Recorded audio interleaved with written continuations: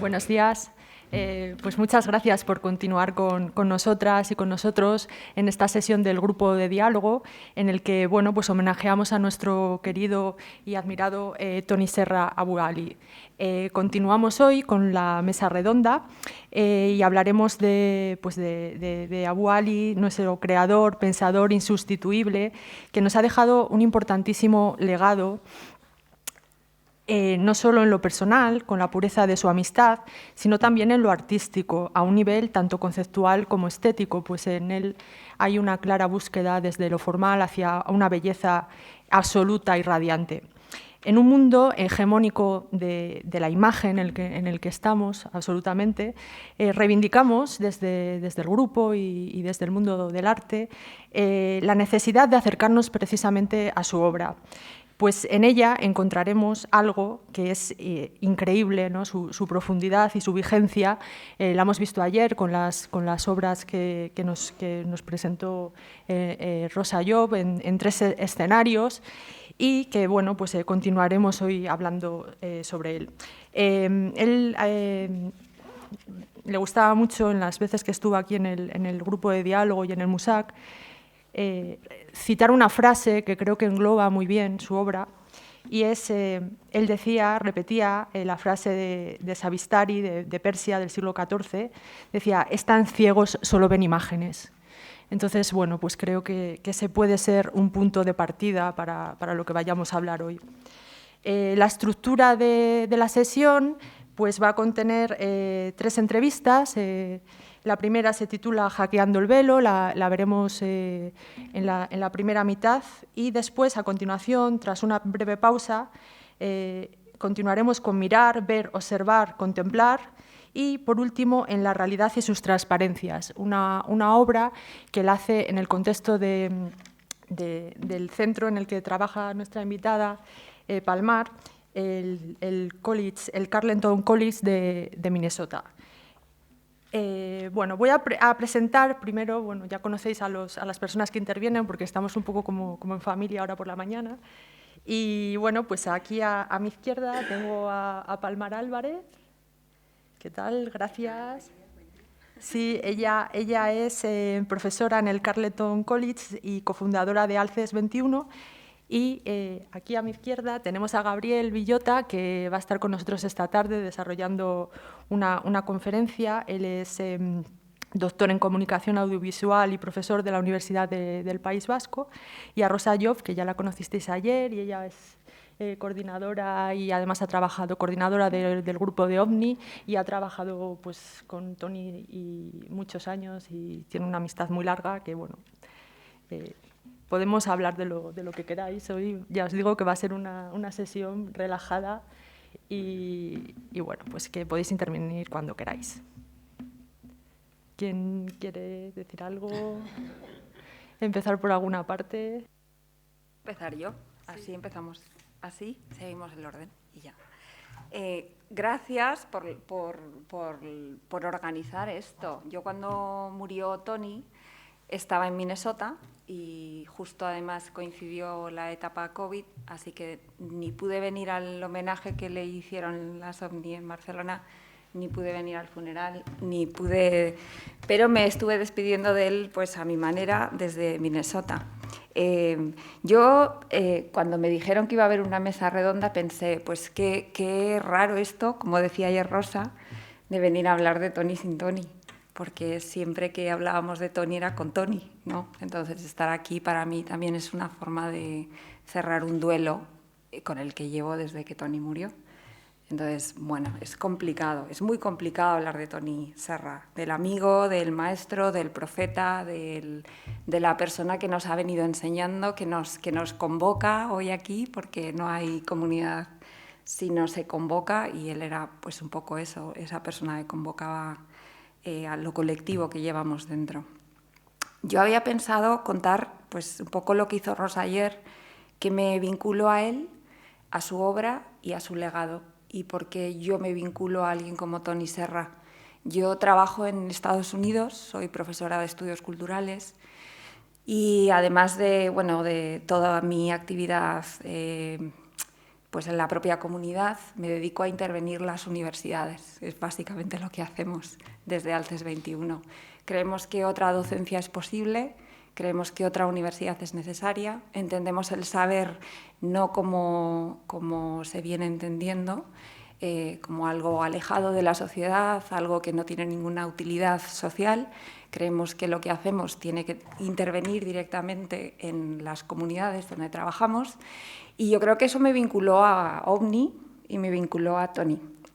Cuando yo estaba preparando un curso que doy en Estados Unidos que se titula un trance por el ensayo audiovisual, me di cuenta de que una de las cosas que a mí me ofrecía la teoría eran un montón de terminologías, maneras de comprender, maneras de acercarme a la imagen, que me permitían deconstruir la monoforma capitalista en la que vivimos, pero no me permitían intervenir el corazón de aquella persona que se acercaba a ese curso.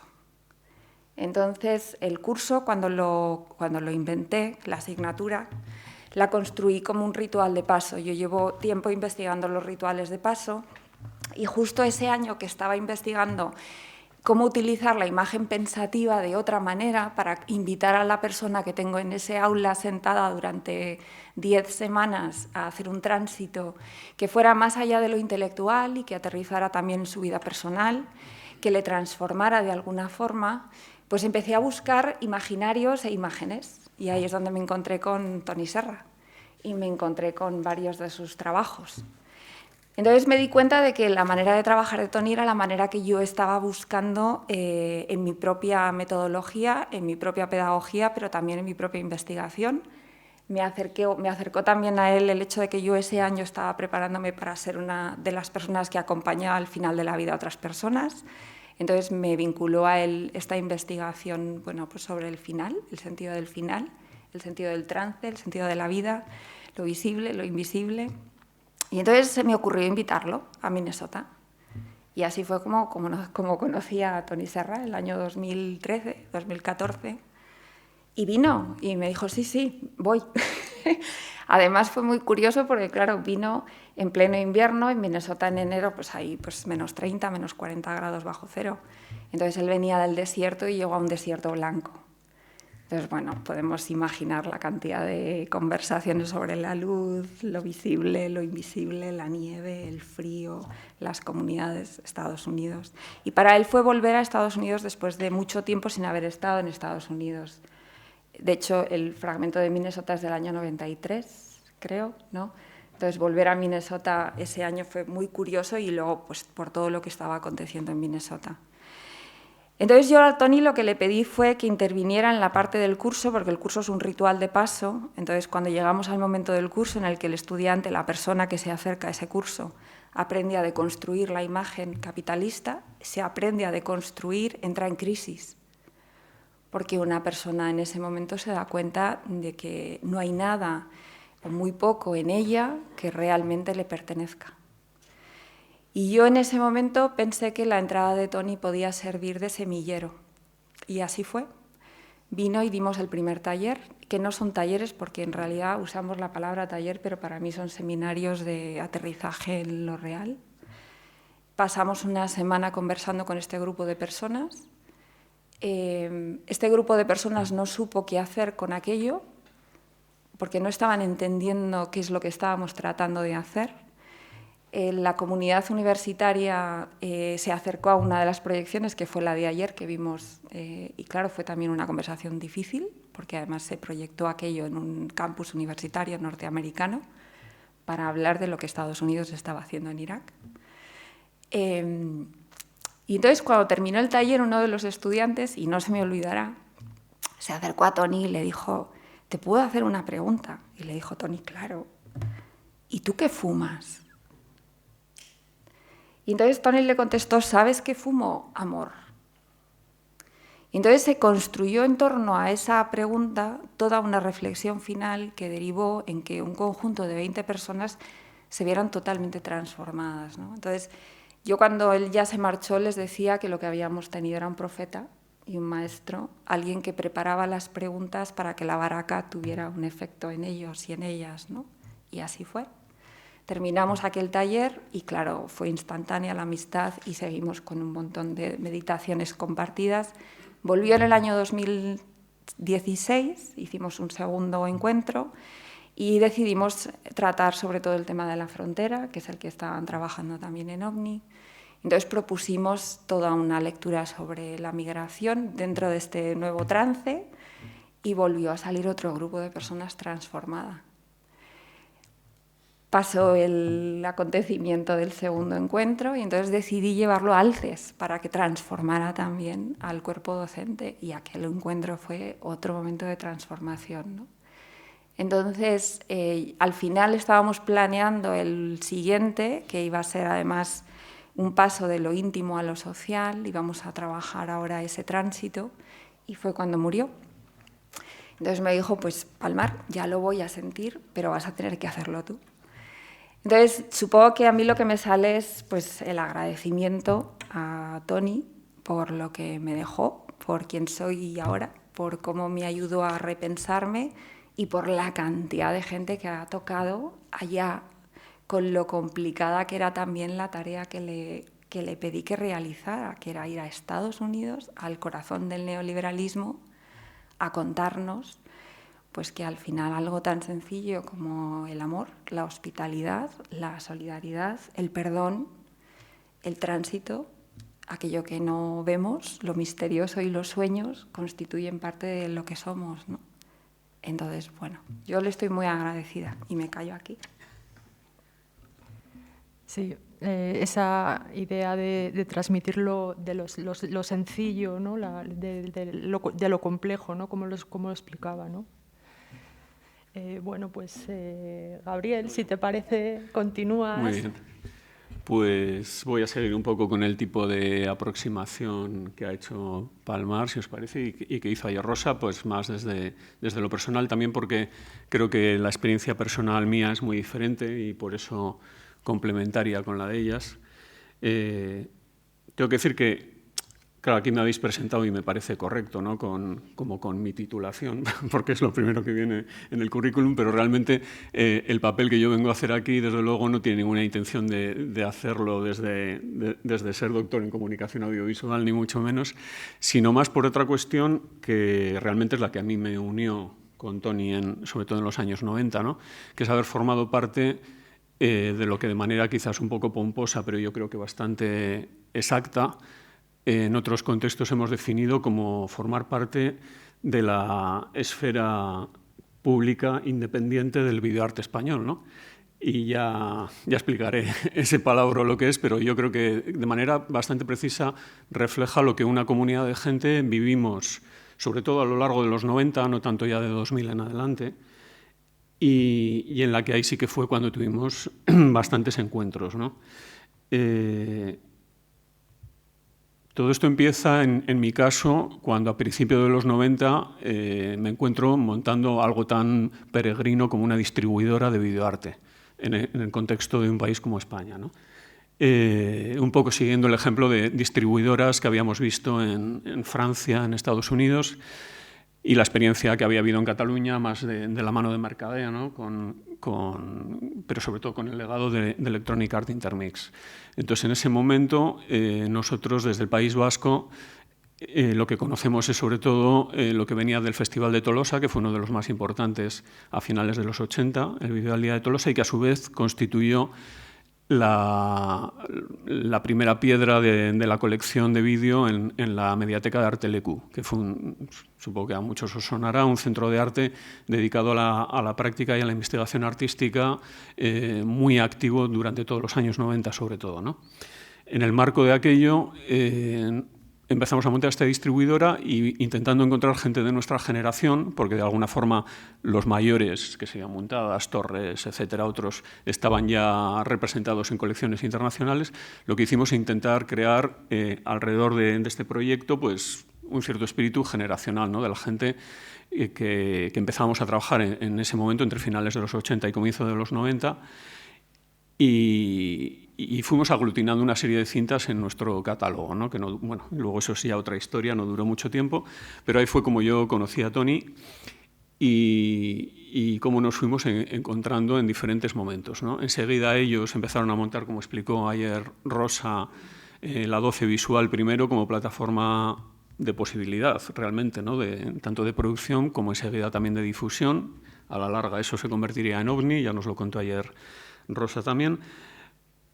Y realmente ahí se fue generando, en esa idea de esfera pública independiente dentro del marco de lo que era el videoarte, una serie de conexiones muy al hilo de lo que Toni dice también en muchos de sus textos, formando una especie de archipiélago de iniciativas, ¿no? En las que cada uno mantenía su autonomía. Yo estaba programando en Bilbao y en San Sebastián, ellos en la 12 estaban produciendo, sobre todo al principio, luego empezó OVNI, otras iniciativas en otros lados y en primer lugar por necesidad, pero también por una cuestión que luego era totalmente indistinguible del aspecto ideológico, pues nos fuimos constituyendo en una esfera autónoma porque realmente el mundo del arte tenía muchas dificultades para aceptarnos en muchos aspectos, ¿no? Quizás hoy a la tarde en la charla ya entraré más en detalle de por qué y de cómo esas cosas se advierten también en las cintas, ¿no? Y no solo el mundo del arte, tengo que decir que ayer me hacía gracia escucharos presentar a Toni como cineasta, porque realmente el cine, a todos los que veníamos del videoarte, pues nos expulsaba de manera bastante clara, ¿no? En aquellos años al menos.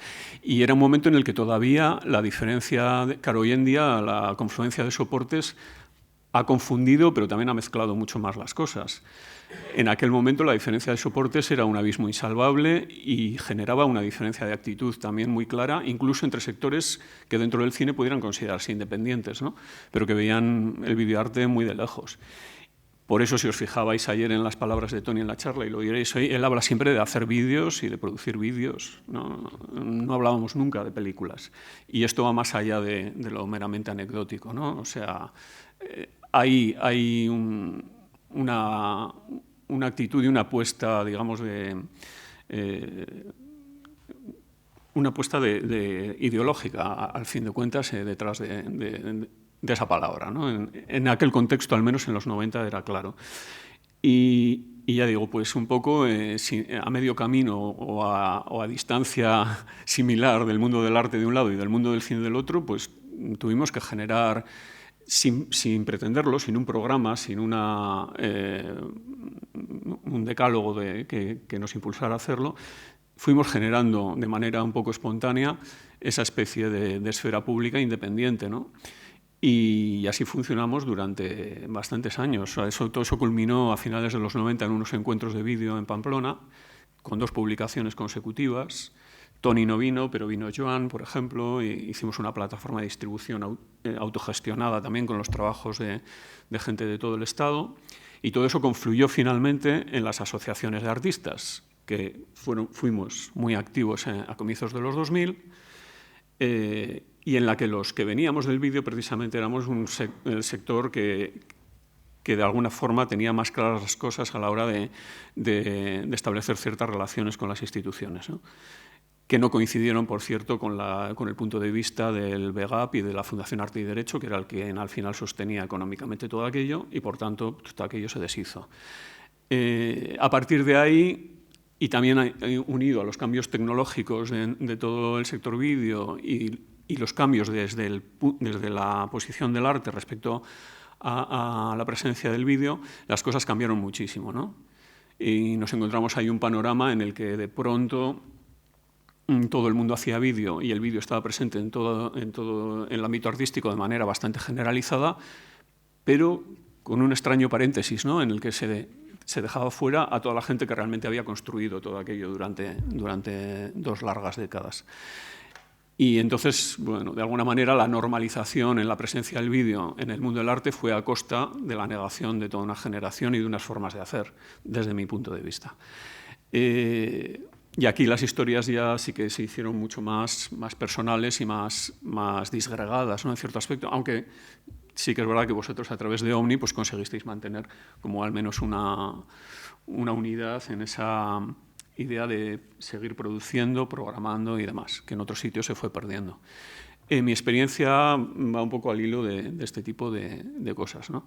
Más allá de eso, sí que creo que es interesante, y de eso hablaremos a la tarde, ver en ciertos estilemas, rasgos de lenguaje, desde el punto de vista del audiovisual, una posición muy concreta en los vídeos de Toni, unas herencias muy concretas, unas conexiones con modos de hacer que tienen que ver con ese contexto de lo que era el videoarte entre finales de los 80 y 90, pero que sí que está muy conectado, obviamente, con experiencias del cine experimental, con experiencias de las vanguardias, ¿no?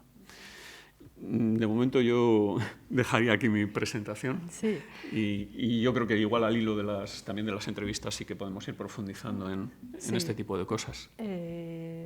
Es que la figura de Toni yo estoy descubriendo y redescubriendo continuamente y viendo que es tan poliédrica y de la que podemos sacar tantísimas cosas que bueno, pues vamos a ir poco a poco. Rosa. Bien, la verdad es que, bueno, no sé muy bien qué añadir a todo lo que dije ayer desde esta aproximación personal, pero sí que quizás lo que me gustaría ahora un poquito recalcar y viendo, bueno, teniendo en cuenta de que vamos a ver ahora sus propias palabras y que Toni, pues, él lo dice todo y lo dice muy bien, pero bueno, también al hilo de lo que habéis dicho, yo creo que Toni realmente encontró en el vídeo una manera muy de expresarse, porque él venía, ya lo dije ayer, que venía de un contexto muy formal, muy teórico, y que de repente se dio cuenta de que eso no lo llevaba, que eso que no comunicaba con eso y que él tampoco no se sentía, ¿no? Entonces también ese acercamiento al mundo más simbólico, no tan formal lo encontró a través del vídeo y de las imágenes. Yo creo que Toni llegó a encontrar una manera de trabajar con las imágenes como, yo qué sé, como un poeta escribe con palabras o como alguien tiene un lápiz y la cámara es su lápiz, ¿no? para escribir y para expresarse, ¿no? Y después también creo que una cosa importante en Toni, que también lo dije ayer, es que Toni no ha sido nunca una persona súper encerrada, ¿no? Siempre ha sido una persona muy atenta a su entorno, muy preocupado y enfatizado con las cosas del entorno, ¿no? Con las problemáticas sociales, con cosas que realmente le preocupan y se cuestionan, ¿no? Y probó, yo creo que probó durante una época, como estaba diciendo, probó de expresarlas, de denunciarlas, de plasmarlas, pero también esa manera de hacerlas que durante todos los vídeos esos de Minnesota y todo esto, al final tampoco no llegan al interior, ¿no? Creo que Toni al final estuvo buscando una manera de expresar en sus vídeos una manera que llegara realmente al interior. O sea, que fuera su interior, pero que también fuera al interior de la persona que está delante, ¿no? Y creo que consiguió un lenguaje más simbólico, y es lo que le interesaba. Cada vez le interesaba más este lenguaje simbólico, este lenguaje que no necesitas palabras, que te llega y ya está, y que va directo, ¿no? Y también eso creo que tenía esos dos lados, ¿no? Una parte su trabajo personal y poético, y después también con OVNI, en el contexto de OVNI, le permitía hacer esta dicotomía, ¿no? Y también, también lo dije un poco ayer, creo que OVNI permitió que toda esa parte de preocupación externa se pudiera trabajar y se pudiera contextualizar y descontextualizar. Creo que al final lo que le interesaba más era, a veces es más fácil, no es más fácil, era más evidente. Muchas veces era más evidente presentar un documento y al lado presentar una cosa súper contrastada y súper íntima y no sé qué, que le daba un choque que ya no, es así, no hace falta que digas nada más, te llega directo, ¿no? Y para Toni también era muy... O sea, todos estos conceptos de mirar y contemplar, a veces hay que alejarse, ¿no? Porque si estás mucho dentro de la máquina, pues que la máquina se te come, ¿no? Que estás dentro de la película y te crees, como lo decía él, ¿no? Estás dentro de la película y te crees que eres el protagonista de la película, pero es que no eres el protagonista de la película. Y si te sales afuera, ¿no? Esos periodos que él pasaba en Marruecos y todos estos, si tomas una distancia, pues entonces tienes una tienes una visión, ¿no? Y Tony era muy bueno en esta visión, ¿no? Ya lo dije ayer también, que Tony era una persona que tenía una gran capacidad de ver por arriba, de anticiparse y de ver conexiones, ¿no? Y de anticiparse a muchas cosas, ¿no? De ver conexiones de, bueno, que lo que decía, cuando nosotros íbamos, él volvía, ¿no? Y sabía muy bien. Y sobre todo es desde el punto de vista simbólico, ¿no? Desde el punto de vista simbólico para ir al corazón, ¿no? Bueno, lo dejo ahí porque me estoy enrollando y no... El estar entre mundos, ¿no? Sí, que es el lugar en el que yo creo que él se encontraba. Y lo bonito también de que al lado de Tony nadie estaba aislado, él siempre estaba pendiente de todo lo que sucedía y de las personas, que enseguida, pues eso, nadie se quedaba fuera estando él, ¿no? Y bueno, pues si os parece, podemos pasar a ver Hackeando el velo, y que bueno, son como media hora y comentamos un poco y luego después ya hacemos una pausa, ¿no? Pero retomamos ahora después del visionado. La verdad que teniendo en cuenta que la conferencia la realiza en el 2008, es increíble la vigencia de su contenido. No sé por dónde queréis empezar, yo tengo aquí algunas anotaciones y una de las cosas que, así para empezar, me interesa mucho de su contenido y en lo que habla él muchas veces en sus trabajos, es de esa distinción que tiene el mundo entre lo bueno y lo malo, ¿no? Como está todo tan definido la parte de lo bueno desde nuestro punto de vista tan occidental y tan capitalista, y cómo lo malo también, ¿no? Lo malo que es lo que no tenemos cerca o lo que nos queda tan lejos, ¿no? Y en ese camino pues, me parece muy interesante su visión y no sé si queréis aportar o contar algo sobre esto, que a mí, por ejemplo, me llama muchísimo la atención y que creo que él tiene esa luz, ¿no? para ir sacándonos de esa polaridad, ¿no? Porque yo creo que conociendo además el mundo, por ejemplo, americano, como pueda conocer Palmar o los demás, pues sí que ellos siempre tienen muy claro eso, ¿no? Como lo bueno es lo nuestro y en ese sentido todo está justificado y como la censura, por ejemplo, tiene muy claro que si tiene que existir para por ejemplo, proteger a un niño, pues sí, claro, tiene que existir la censura, ¿no? Y a mí eso me inquieta mucho y no sé, podemos empezar, si queréis, un poco por ahí. Bueno, yo podría completar lo que te ha llamado a ti la atención, supongo que es lo que a mí me llevó a trabajar la obra de Tony y trabajarla desde donde lo hago, que es la salida de esta forma de pensar binómica dual, esta manera de comprender la realidad en estos términos que tú estás también describiendo, para entrar en una manera de pensar compleja, nodal, constelar. Yo tengo un proyecto que se llama La Constelación de los Comunes por eso, porque estamos en otro momento. La salida del capitalismo, y yo supongo que esto lo he trabajado teóricamente, pero desde la experiencia con Tony lo he comprobado en los talleres, en los seminarios, pues en las actividades que organizamos, también está en su forma de trabajar. No es simplemente un collage o un patchwork de ideas lo que tenemos en la obra de Tony Serra. Lo que hay es una manera muy benjaminiana de comprender esto que llamamos saber. Es procesual, entonces entramos en un trance, es inaprensible, por eso no es categórica, no caben las dualidades, porque todo está significando en función de su relación con lo demás, por eso somos parte de una totalidad.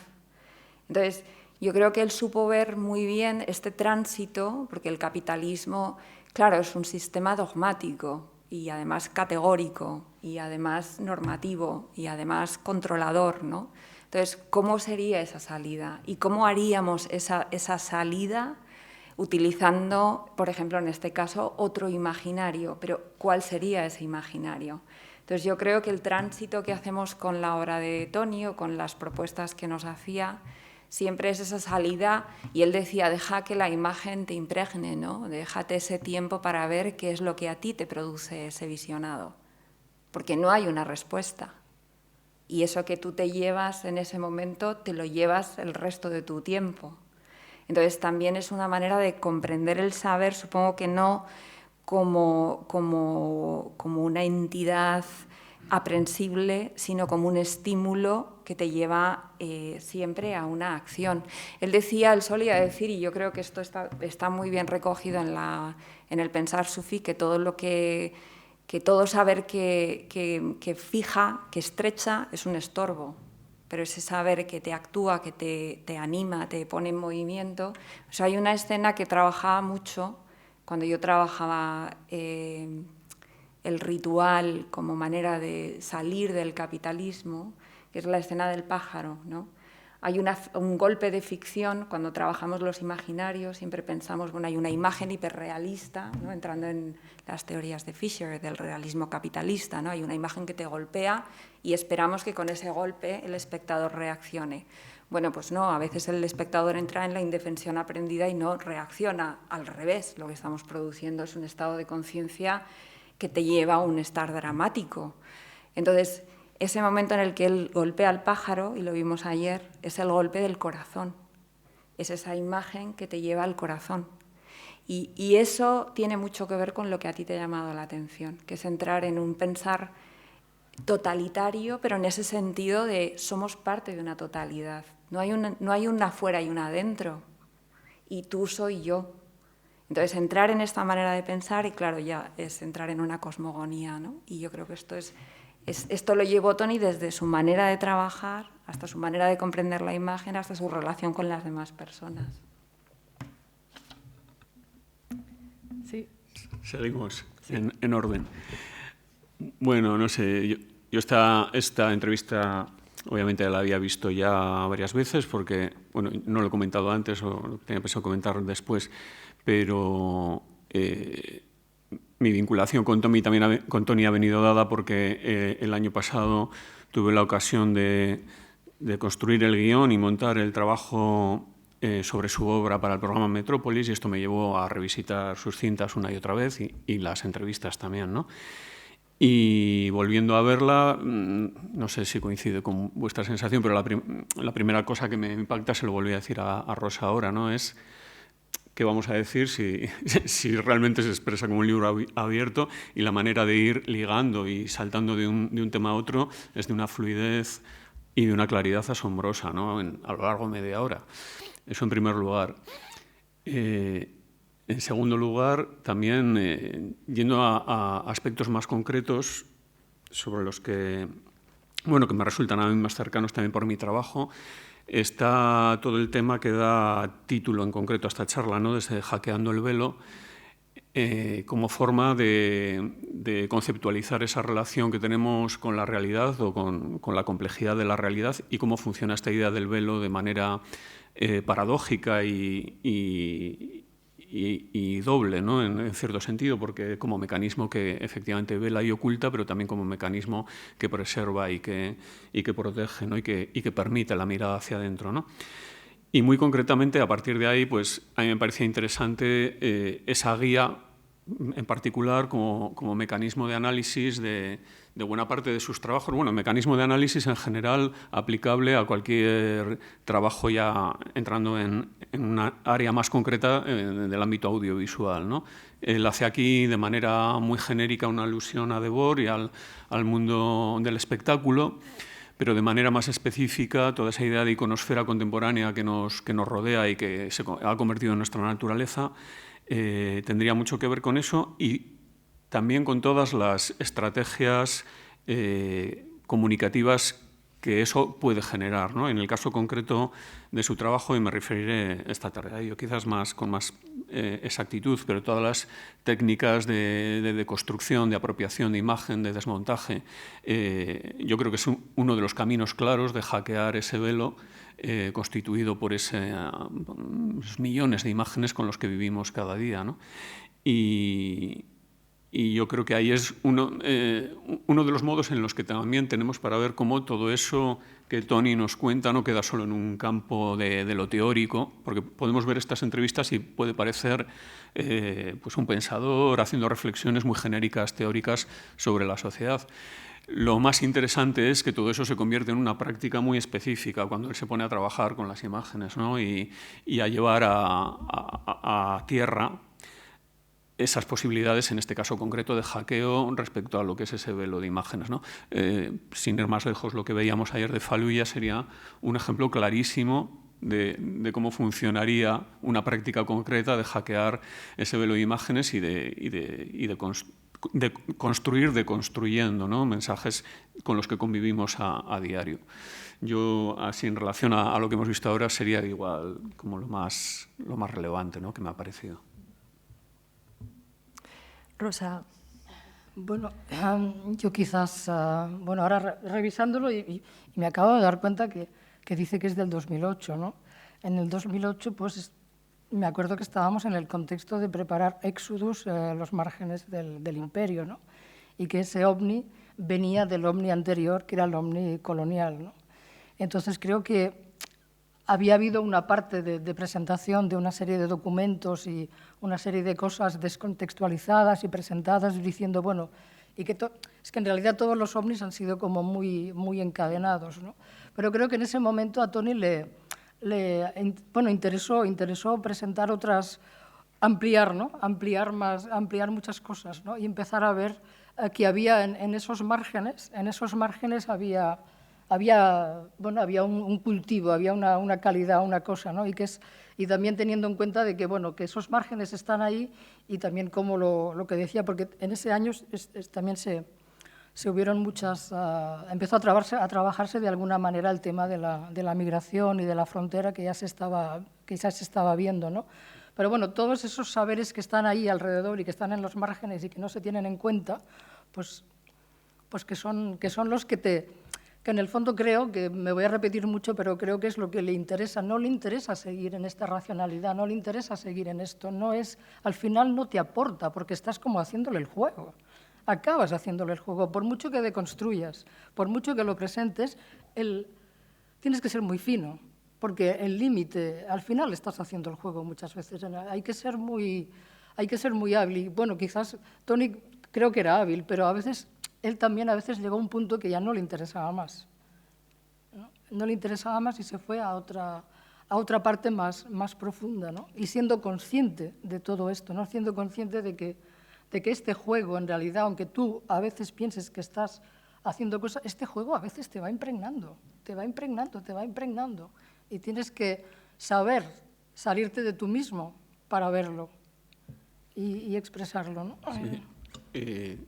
Al hilo de esto, no es que se me olvida porque era una de las cosas que me habían parecido más importantes volviendo a ver la entrevista.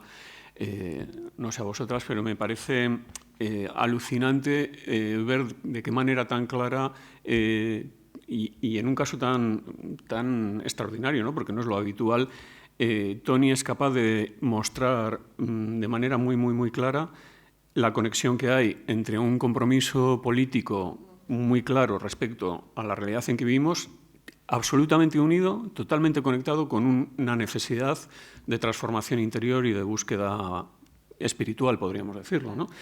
Esto realmente es lo que me parece como también muy particular de su trabajo y muy extraordinario, porque hay muy poca gente que realmente sepa no ya conectar, insisto, teóricamente esas dos cosas, sino mostrarlo también a través de los trabajos y de su propia experiencia personal, ¿no? Entonces, esa conexión entre un planteamiento político, un análisis político muy claro, como el que hemos escuchado, pero absolutamente vinculado con una necesidad de transformación personal, me parece como muy relevante. Hay otra cosa a mí también que me interesa, es hablar de cómo él visualiza también los totalitarismos, ¿no? Y sus formas de manifestación, ¿no? y esa la necesidad que tenemos, ¿no? de abrir los ojos y de ver lo que se nos aproxima, ¿no? Que bueno, él estaba en ello. Si os parece, si queréis, hacemos ahora una pequeña pausa, porque ya que bueno, pues has introducido estas cuestiones de la observación y de la contemplación, pues yo creo que las otras charlas están más relacionadas con ello. Entonces yo creo que igual si no queréis aportar algo sobre lo que hemos hablado, queréis continuar después. Hola, que quería preguntaros, como conocedores de la persona de Toni Serra y de su obra, una contradicción que, bueno, yo he percibido una contradicción en sus entrevistas que tiene que ver con lo invisible y hacer audiovisual.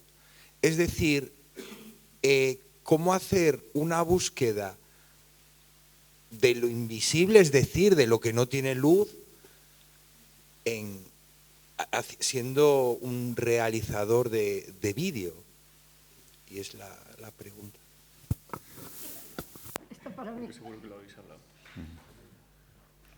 Bueno, yo creo que bueno, esto es un concepto bastante potente como para decirlo así, pero yo creo que Toni tenía esa capacidad o esa sutilidad para como que esto en imágenes se pudiera revelar.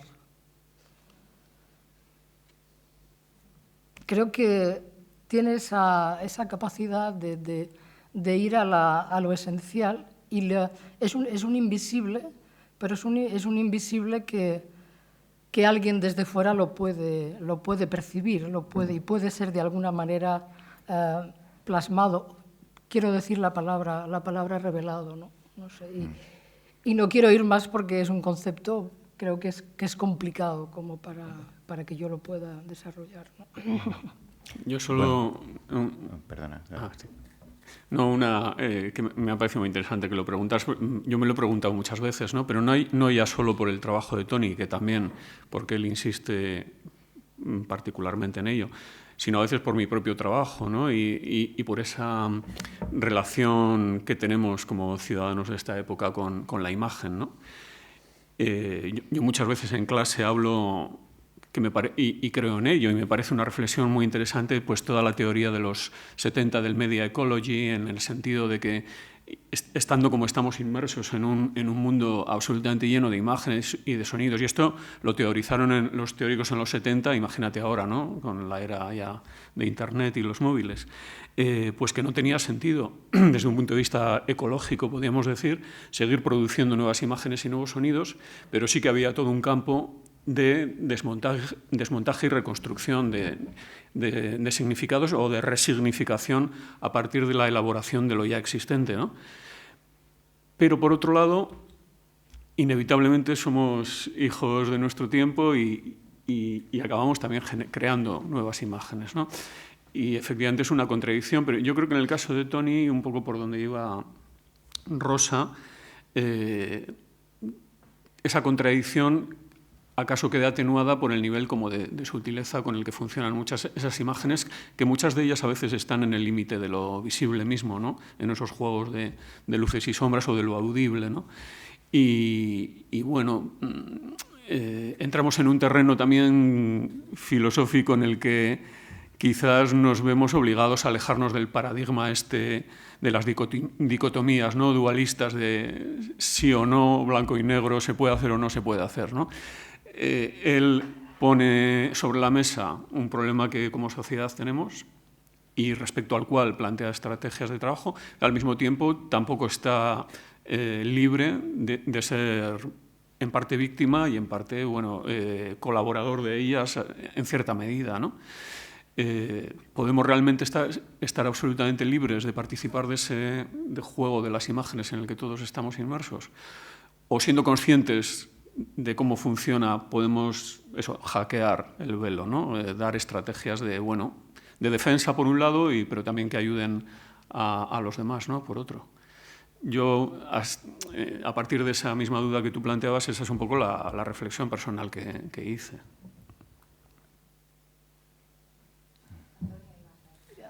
Sí, bueno, es un poco lo que ha dicho Gabriel, que esa paradoja es solamente aparente, porque precisamente lo que Toni propone es hackear precisamente ese mundo de imágenes muchas formas, ¿no? Con el desmontaje y sobre todo, y en esta última etapa, y a partir de cuando llega a una tradición espiritual con la que conecta y que le da herramientas para ello, y le da unas herramientas que le permiten traspasar ese velo hacia una capa de profundidad más profunda, desde la que puede contemplar, como ha dicho, desde abajo, desde el fondo del mar, puede contemplar unas realidades más amplias, pues ahí en ese momento tiene sentido. La frase que ha comentado también uno de los vídeos de "están ciegos, solo ven imágenes", no quiere decir que haya algo contra la imagen en sí, sino que solamente se vean imágenes. Hay que ver algo más.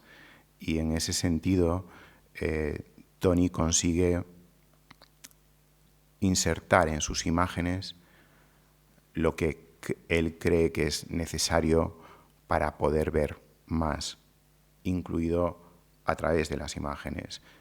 Digamos que una de sus grandes aportaciones es meter ese camino de conocimiento, esa mística, esa fórmula audiovisual para que tú consigas entrar en ese estado. Entonces, esa, desde mi punto de vista, es como su gran aportación. Te lleva a ese lugar entre mundos de esta realidad, de esta política, de esta problemática, te pone en un estado intermedio donde ya hay realidades como a lo mejor mucho más trascendentes, donde está Dios, donde está otras ideas de espíritu, crecimiento, cosas como más intangibles. Entonces, el ensayo de poder mostrar eso en imágenes como un primer acercamiento, primero o de otro tipo, ahí reside una de las grandes claves y uno de los grandes regalos de Tony.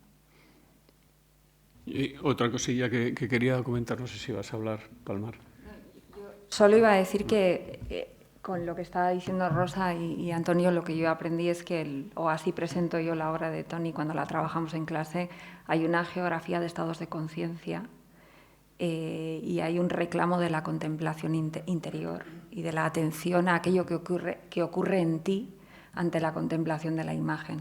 Y yo creo que eso es lo invisible. Yo no creo que se estuviera planteando en términos de representación de lo invisible, sino de introspección para descubrir, decías tú, Rosa, revelar, ¿no? Esa imagen que revela aquello que yo necesito aprender en mí. Por eso el plantearnos el yo como lo que me posibilita o lo que me limita a la vez, y esa imagen como el canal que me permite descubrirlo. Así lo interpretábamos nosotros cuando estábamos trabajando con él. Y yo iba a comentar también un apunte que a veces me ha venido a la cabeza pensando en esto, y es de qué manera elíptica Tony conecta ahí con la tradición islámica en relación a las imágenes, ¿no? En la idea de la irrepresentabilidad de la divinidad y, sin embargo, por otro lado, creando imágenes, ¿no? Que juegan que están muchas veces en el límite entre lo que puede ser representado y lo que no puede ser representado, ¿no? Que tiene que ver también con la idea de lo inefable, ¿no? Él mismo dice, hay palabras que están ya tomadas por el poder, de Dios, no sé, conocimiento, ¿no? Pero, sin embargo, podemos ocuparlas, ¿no? Lo de la conexión con la tradición islámica me parece curioso porque es también una manera también de destruir esa barrera que muchas veces tenemos en la cabeza respecto a lo que es la práctica de vanguardia y otras formas de representación que relacionamos con el clasicismo, con la antigüedad, ¿no?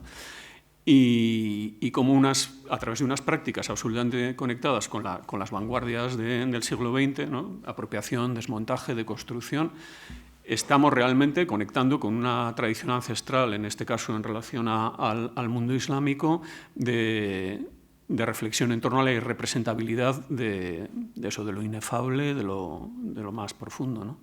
Eso me parece también un punto bastante interesante alrededor de eso. Sí, es que yo creo que la obra de Toni también se podría analizar, sería otra parte muy interesante desde la visión del arte, desde lo puramente artístico, porque es lo que comentas, o sea, esa abstracción hacia la que tiende el arte islámico, esa musicalidad, esa poesía, ese terreno, digamos que podríamos relacionar más eso con la puramente abstracción y con lo contemporáneo. Y luego también ayer, en las piezas que nos puso Rosa, me interesaba mucho ver esa unión entre el expresionismo abstracto y su obra, y esos momentos que tiene de cine tan experimental. Entonces, es que, o sea, volvemos a lo de antes, que es que hay mucho camino, muchos puntos de lectura que se puede hacer de la obra, tanto, bueno, pues esa riqueza de pensamiento como lo puramente estético, ¿no? Y esa intención también por buscar esa belleza, o sea, en esa mirada había muchas cosas, ¿no? Confluían muchas cosas, y eso me parece muy grande, ¿no? Incluso el detalle que nos comentaba ayer Rosa de que cuando él hacíais fanzines, él buscaba también que quedase bien. O sea, no solamente era el mensaje que quería transmitir, sino que había una pretensión estética, y de verdad que es así, ¿no? Y esa parte también.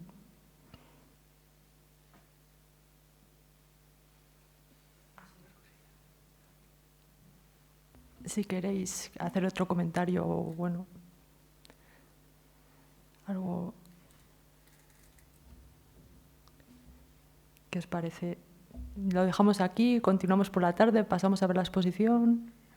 Yo iba a terminar diciendo que hay una entrevista, que fue la última que grabamos, está alojada en la Constelación de los Comunes, y hay una pregunta que yo siempre hablaba con Toni, porque yo trabajo con construcción de imaginarios, y entonces yo le decía, ¿es posible, Toni, con una imagen combatir otra imagen, ¿no? En esta batalla de imaginarios culturales, eso es posible.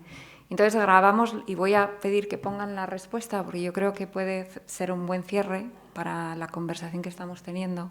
La entrevista está colgada en la Constelación, está en abierto, y podemos visitarla y escuchar la entrevista completa. Están Joan y Toni reflexionando sobre el último OVNI, que casualmente fue el último que hizo, y explica entonces el porqué de ese OVNI también. Entonces ha quedado como un cierre un tanto irónico, ¿no?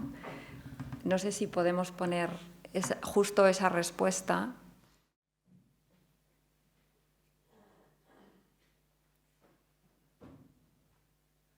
Sí, esto es una pregunta, Palmar, muy buena, ¿no? Muy buena, la verdad. Yo te diría que solo recientemente imagino algo, ¿no? Recientemente imagino algo que quizás en otros momentos he intuido y que después he olvidado, me he perdido. Lo que intuyo ahora es que hay la imagen que es como una especie de wallpaper, ¿no? Como el papel de empapelar, como la producción, el producto, el proyecto y tal. Y están las visiones, ¿no? Por eso, por ejemplo, en este OVNI estamos utilizando las visiones, ¿no? Y esto también estaría muy ligado a que las visiones no provienen del diálogo entre imágenes, ni de la superposición de imágenes y transparencias entre imágenes, sino que provienen del silencio, ¿no? Provienen del silencio, provienen del vacío. No saben nunca si van a brotar. No son, por decirlo de una manera, nos toman más que nosotros las tomamos, incluso como posibles autores, ¿no? Y no te dicen siempre lo que quieres ver.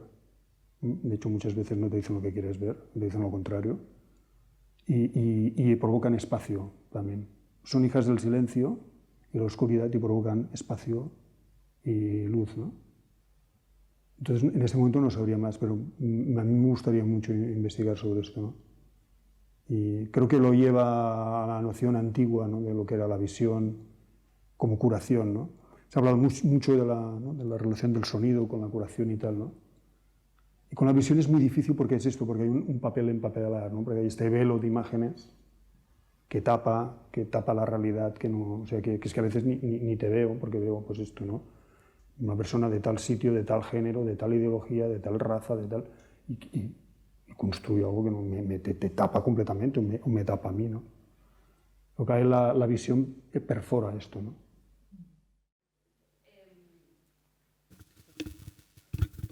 Ahora sí, sí. Vale. No, también me quedo con muchas cosas, tanto de la jornada de ayer por la tarde como hoy por la mañana, pero ya que estamos también en el museo, en el MUSAC, y un poco a tenor de lo que decía antes Gabriel, de qué ha pasado con el videoarte de los 80 y los 90, que no está en los museos. Y yo que conozco bien la colección del MUSAC, por ejemplo, lo sé. O sea, hay mucho videoarte 2000 en adelante, pero todo esto, ¿no?, de finales de los 80 y de los 90, que me pareció tan... Yo no lo conocía, lo poquito que escuché ayer a Rosa, y me imagino que esta tarde tú, Gabriel, hablarás más de ello. Me parece pues, que es donde está, ¿no? O sea, que no es, desde luego en los museos creo que no está. Eso por un lado. Y por otro lado también remarcar un poco, hemos hablado muchísimo de la obra, ha sido como muy interesante las características más formales, pero esta parte activista que tiene él de decirnos desobedecer, ¿no?, me parece súper potente. Hay que desobedecer, estoy totalmente de acuerdo con él, porque normalizamos cosas todos los días con un grado de violencia y de insolidaridad bestial y no nos damos cuenta en nuestro día a día, en nuestros trabajos, en nuestras relaciones, ¿no? Entonces, desobedecer. Me quedo con estas dos cosas que siempre me han emocionado de Toni. Y nada más. Bueno, pues no sé, Palmar, ¿quieres añadir algo? Yo quiero dar las gracias al grupo que ha organizado esto, a Gabriel y a Rosa, a todas las personas que hacen posible la cuestión técnica de estos eventos, que es el cuidado que mantiene la casa abierta. Entonces, y gracias a ti por moderar la mesa. Ha sido, verdad, un placer. Gracias.